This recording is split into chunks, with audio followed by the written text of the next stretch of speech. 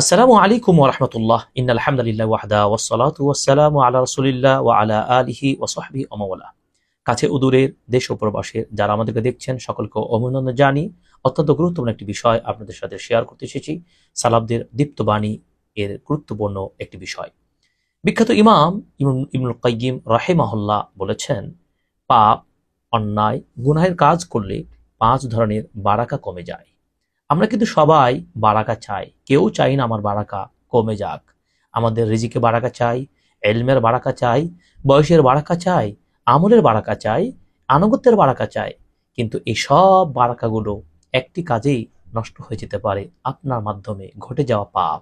এই জন্য ইমাম ইবনুল কাইয়িম রাহিমাহুল্লাহ বলেছেন, আল মাআসি তামহাকু বারাকাতার উমরি ওয়া বারাকাতার রিজকি ওয়া বারাকাতাল ইলমি ওয়া বারাকাতাল আমালি ওয়া বারাকাতাত তাআতি। অর্থাৎ পাপ করলে আপনার 1 নম্বরে বয়সের বারাকা কমে যাবে। আপনি যে বয়স নিয়ে জীবন অতিবাহিত করতেন, সে বয়স কিভাবে দ্রুত আপনার নষ্ট হয়ে যাবে, ধ্বংস হয়ে যাবে, কমে যাবে বারাকা পাপ করলে।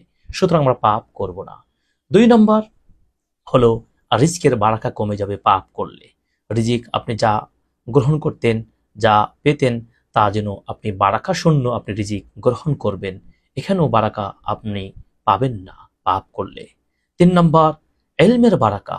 আমরা সবাই চাই জ্ঞানকে, এলমকে বিকশিত করতে, বৃদ্ধি করতে, কিন্তু এই জ্ঞান আপনার নিকট থেকে ধীরে ধীরে ক্ষুণ্ণ হয়ে যাবে, নষ্ট হয়ে যাবে, ধ্বংস হয়ে যাবে যদি আপনি পাপের সাথে নিজেকে যুক্ত রাখেন। 4 নম্বর বারাকাতুল আমাল। আমলের বারাকা কমে যাবে। আমরা একজন মানুষকে অনেক সময় দেখতে পাই ভালো আমল করেন, ভালো আমলের সাথে থাকেন, ভালো নিয়মিত আমল করে থাকেন, কিন্তু হঠাৎ করে তার পদস্খলন ঘটে পাপের মাধ্যমে, তখন তার আমলের বারাকাটাও নষ্ট হয়ে যায়, কমে যায়।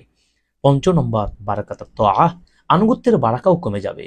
আপনি যে একজন শিষ্টাচার, আনুগত্যপূর্ণ, একজন সুন্দর আদর্শবান ব্যক্তি হিসাবে সমাজে পরিচিত ছিলেন, এখানে আপনার পাপের কারণে আপনার সেই আদর্শ থেকে বিচ্যুতি ঘটবে, আনুগত্যের গুণ থেকে আপনি নষ্ট হয়ে যাবে।